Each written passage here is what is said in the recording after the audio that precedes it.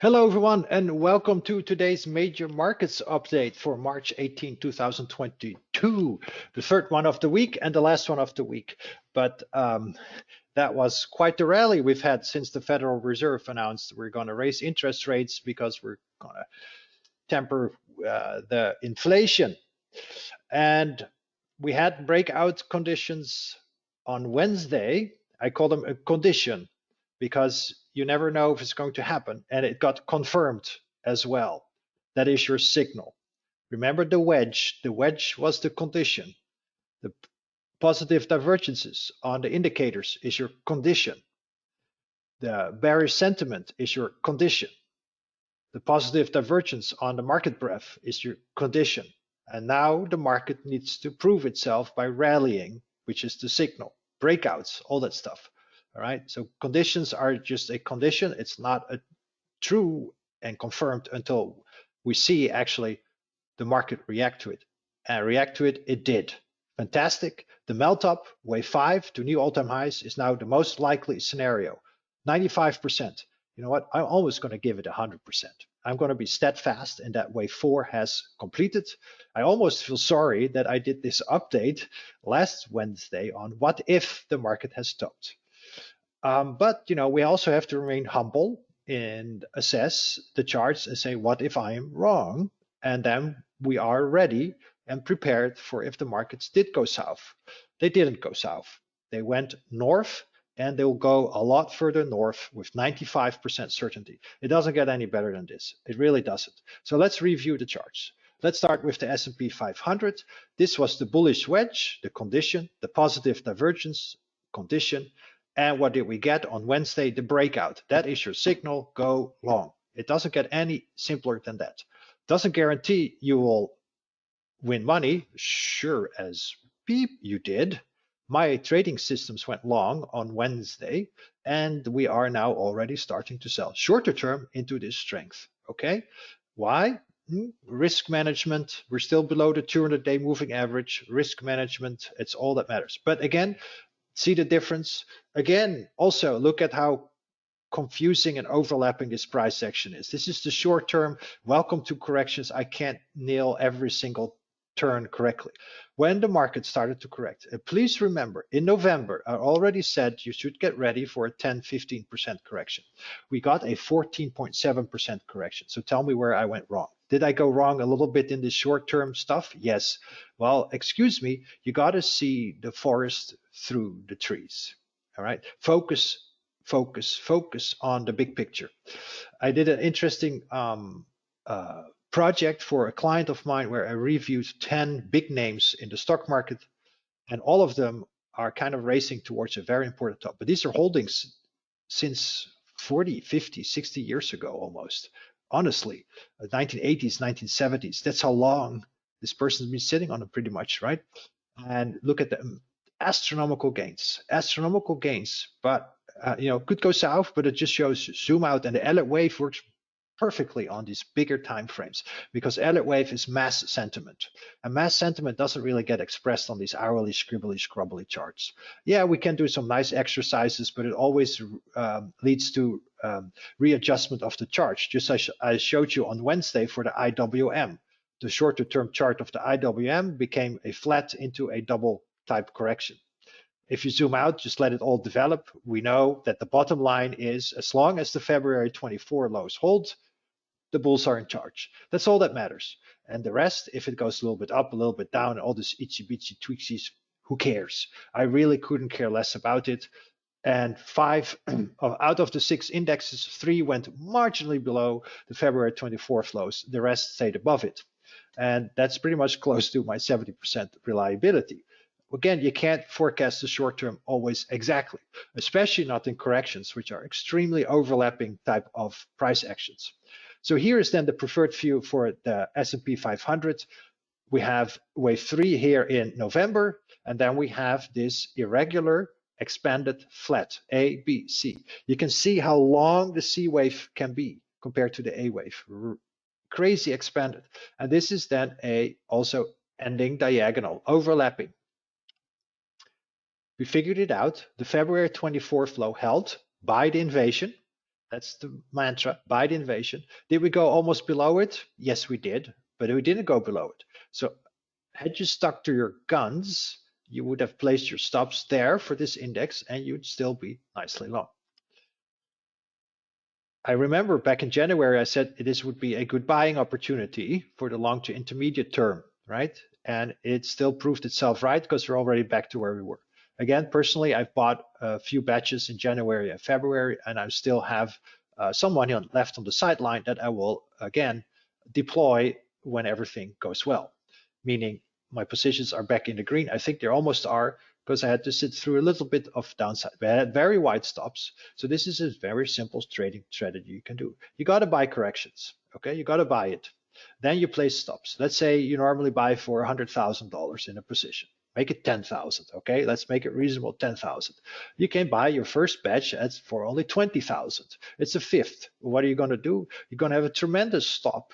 Normally, let's say your stop is 10%. Now you only bought a fifth. So the total dollar amount you want to lose remains the same. You put in a 50% stop loss. Sounds insane? No, it allows you to not get stopped out. So by the time we get to 50%, you should have been out a long time ago, because with my work, you know we're going to crash. And then you start scaling in and you raise your stops. That's how you simply can avoid getting drawdowns and don't have to worry too much at trying to capture tops and bottoms.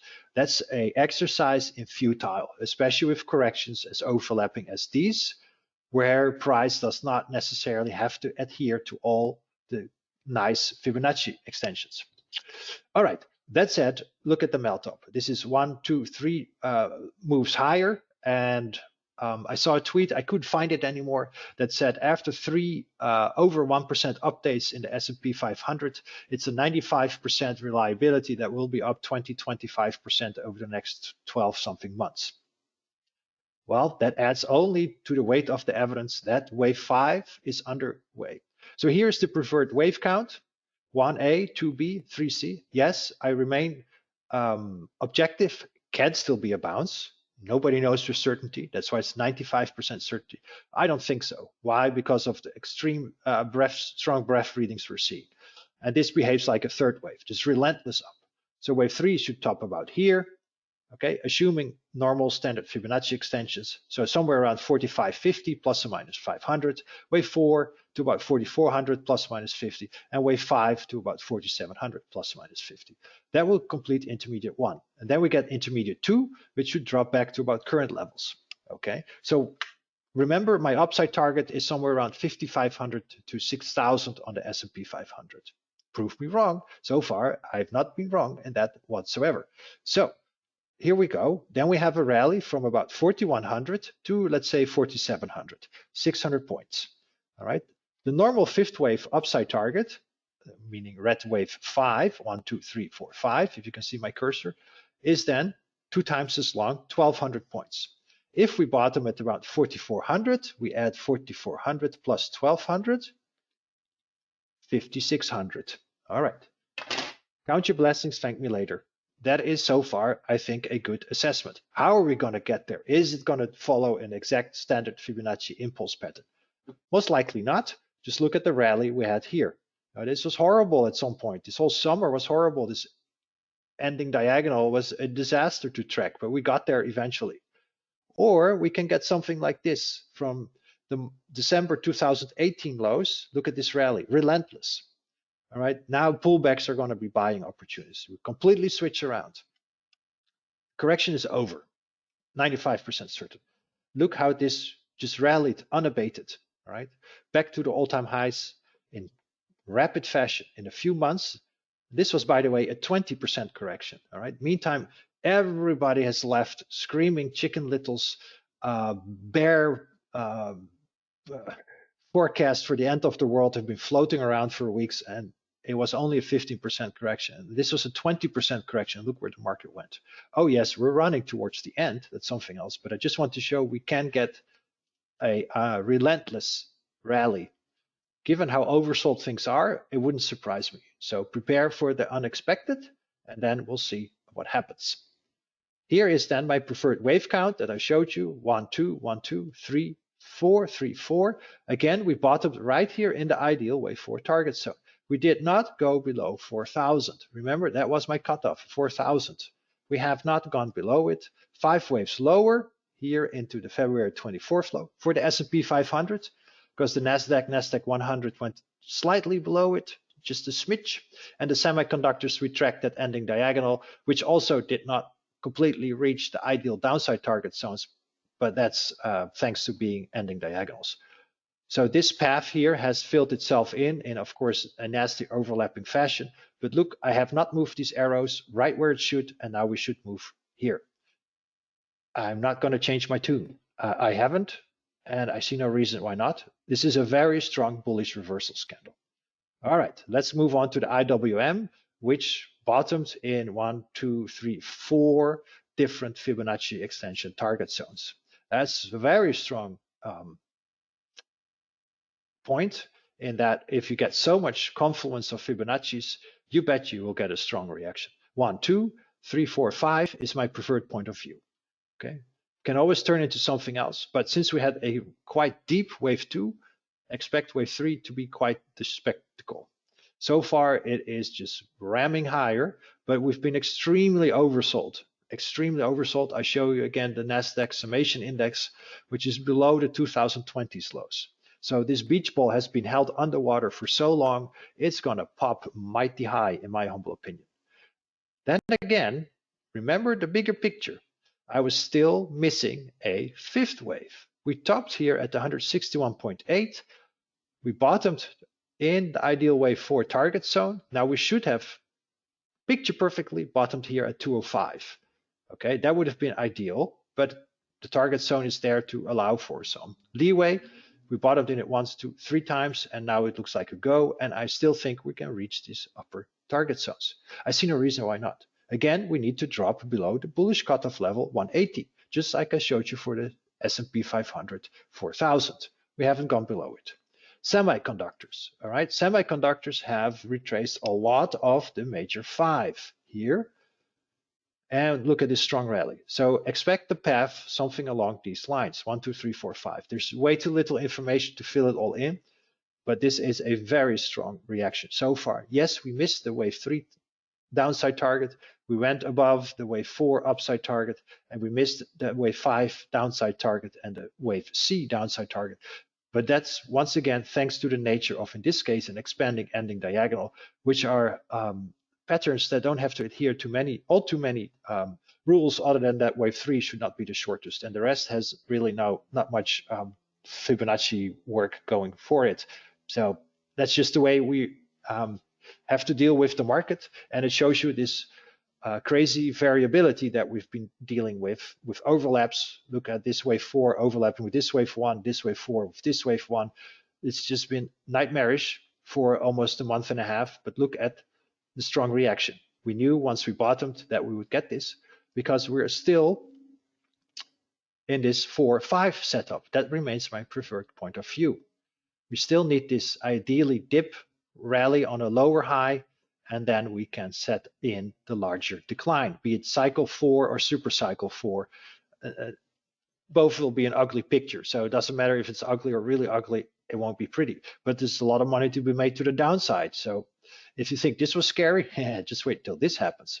Or it's actually fun, right? So if we think about it, it can also be fun. Just set aside all the news, don't throw your television out the window, and just focus on the price charts, and it will tell you what's going to happen. Again, we bottomed right here in the ideal wave 4 target zone, and we should now be in this wave 5. I see no reason to change my tune unless we break, as I said, below these key price levels, and we haven't done so.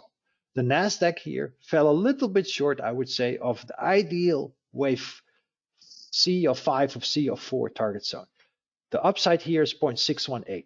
C waves don't have to be equal to the length of wave A. So we had wave 4, A, B, C. So ideally wave C goes equal to the length of A, but it doesn't have to, it can be half.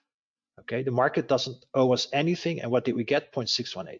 So we bottomed right here, just tiny slightly below the February 24 flow. Just shows you again the variability there is between indexes. No index is the same, but we have again the condition of this diagonal pattern. We broke above it, so expect a retest of the start of the diagonal at the minimum at 15,200. So again, yesterday was the breakout for this index, and you should have gone long if you want to apply this condition as a signal, and the signal was to go long. Excellent. All right, my trading system did so on the short term. We're off mighty fine already, 6% on the 3-time ETFs, not too shabby. Moving on, the bigger picture remains the same. Yes, we got quite the correction, 61.8% retrace of this entire wave 3. Normally, you want to have it only at 38.2. That is what is textbook, standard, ideal, all that stuff. Again, the market doesn't owe us anything as long as wave 4 doesn't overlap with wave 1. It sure didn't. Very strong bullish reversal candle. It's pretty much retraced, let's see here, 1, 2, 3, almost the entire previous month in 1 week. This is a weekly chart. So that's a strong bullish reversal candle, and we should now be on our way to 18,000 plus, all right? This one. We have some resistance here to watch in the 15,000 zone, but that matches with here the bullish wedge. Okay, so far so good. This was already shared with you on Wednesday. So if you apply these charts to your trading, then you can do mighty fine. Again, this is horrible. This is all horrible. This is kind of where you try to prevent not to trade too much. Stay out of it or accumulate, one of the two. Corrections are for accumulation. This is where losers quit and winners endure. I keep saying it, but this surely shows you why losers quit and why the winners endure. And the winners obviously win. That's why they're winners. Anyway, moving on. ABC, failed fifth wave of a C wave. Sure, on a closing basis, this looks very mighty fine as a impulse lower of a zigzag ABC. I'll take it. Looks good. Massive reversal. I'm fine with this. Matches also the bigger picture preferred Elliott wave count. Going back here, 2014, 3, 4 on your left-hand side of the screen. 1, 2, 3, 4, 5. Primary 3, massive irregular flat. Primary 4, 1, 2, 1, 2, 3, 4, 3, 4. So far, so good. So far, a bullish reversal candle on the monthly. I know the month has still a couple of days left. What did we get? So far, the Dow Jones has bottomed exactly in the ideal wave 4 retrace target zone.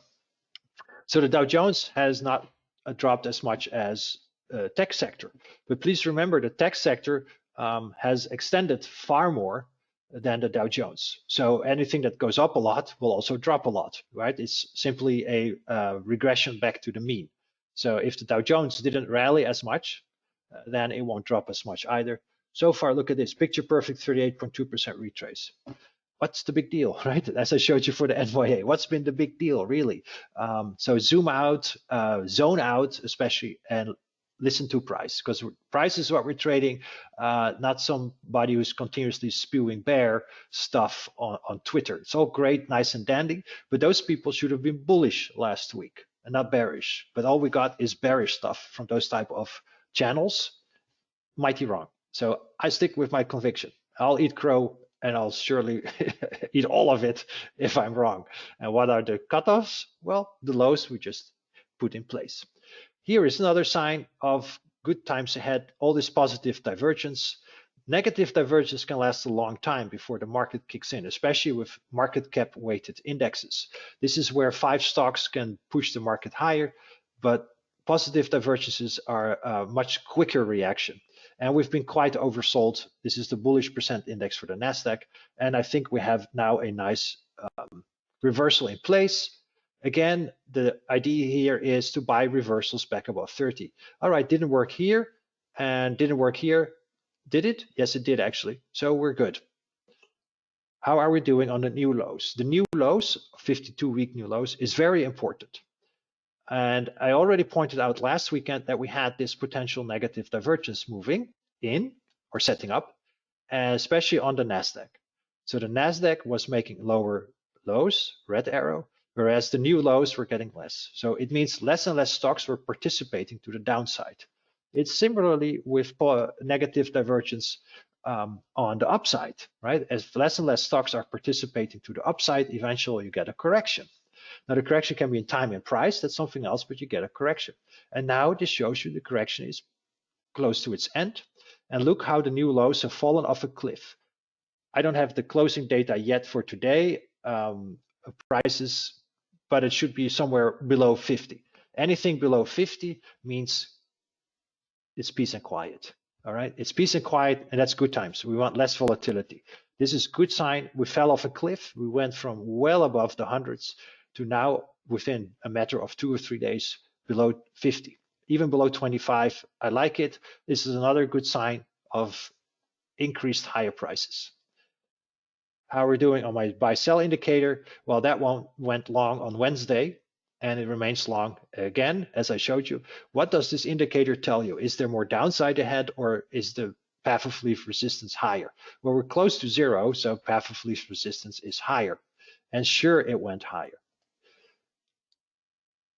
McClellan oscillator, if you follow me on Twitter, yesterday I showed you we were getting close to, I would say, kickoff readings. I don't have today's reading yet, but with today's continued rally and strength in the markets, I think we're going to get a reading over 90, just like we had here. Look at that in April and May and June of 2020. If you get that, it's a kind of kickoff reading. Okay, it means there's so much strength in the market. Yeah, you'll get a couple of days of a pullback, but those will be our third, fourth type of waves, as I showed you for the short term in green for the S&P 500. And then we'll get a bigger pullback for wave 2, and then it's once again off to the races for 3, 4, and 5. Positive divergence, it's been working mighty fine. Okay, it took a while, that's something else, but it's been working. And that was the condition, and we finally got the correct reaction signal. This is the summation index for the Nasdaq 100. Yesterday it closed at 71. If this goes above 90 to 100, look at what happens, like here in April, like here in October, kickoff wave. Oh yes, we might get a correction because we're so overbought, meaning correction like a short-term pullback, but there's now so much strength in the market, it will likely continue. It fits with the Elliott wave, all that stuff. Look at all this positive divergence. Yeah, you would have been sitting through some pain here if you've bought here. Here, the correction could have technically ended. It was technically done enough in January. But the market then decided to add and tag on another wave. That is corrections. We can make a zigzag into a double zigzag. Impossible to know beforehand. Just know the environment you're in and focus on the bigger picture, not on the scribbles, because they'll just turn you nuts. And look at this indicator, as I pointed out, how low it got. It got, I think, almost lower than in March 2020. So what does it tell you? Again, we should have much more upside potential. And if this one moves up, it means the McClellan oscillator for the Nasdaq 100 moves up. And it means that we have positive market breadth. That is then really good for the market, because if more stocks rally, it means the stock market will go higher. Then, of course, we still have to deal with seasonality. Everything is important, right? First, most important is price. Second is market breadth, because that will push price. And then it's sentiment, and then potentially seasonality. Seasonality is much more of an average. Seasonality pointed towards this low mid-March. All right, I pointed it out ad nauseum, and we're still looking good for this unabated rally going into May. I wouldn't be surprised, just minor small pullbacks, maybe a little bit of a summer lull. This is maybe 1, 2, possibly. You could almost see the waves in it, and then unabated rally for the rest of the year. I like it. I think it looks really good. So seasonality is also on our side. So with that, I don't really have an updated summary slide again yet. I mean, again, here is last Wednesday's review that the weight of the evidence pointed towards higher prices. 100% right, wasn't I? 100% right, because we did the weight of the evidence approach. I showed you the NYA, why the markets have never topped before rate hikes. All right, focus on the forest, the big picture, not the trees. Short term is all overlapping. In corrections, market breadth, everything aligned, and look where we are now. Fantastic. I have no reason to change my tune. I've laid out the paths forward for several of these indexes on where wave 3, 4, and 5 of this wave 1 should top. Doesn't have to, because I showed you also the path in 2019 can be relentless uptrend. And I think we're back to buy the dip, and where we before were in a sell the rip. So we got to change tune pretty quick. And so far, so good. The conditions have all been met. We got the signals, right? We got the signals. The market reacted. Fantastic. And then we react as well. That's how you trade. Don't anticipate it, but react to it. And with that, thank you so much for listening. Thank you so much for being a valued premium member. Thank you so much for sticking with me through this quite difficult few months we've had. But most of the time, honestly, the market corrects for about a couple of weeks. Even in a month. In a bear market, you will soon get a rally after that, if it's a release rally. And even in a bear market, you always, at the minimum, get one retest of the 200-day moving average. But I think that we still have this bull market to content ourselves with, based on, again, the weight of the evidence that I provided. So with that, let's see what we're going to get on Monday. Don't be surprised if we soon get a few pullback days, because we've been, of course, rallying unabated since for now 4 days in a row, pretty much the whole week. So a little bit of a pullback should not be out of the order, and it would fit with the Elliott waves on the shorter time frame, 3, 4, and 5, all that good stuff. So if you have any questions, just email me and I'll gladly answer. Have a great rest of your day, and please enjoy your weekend. Take care, trade safe. See you all on Monday. Bye.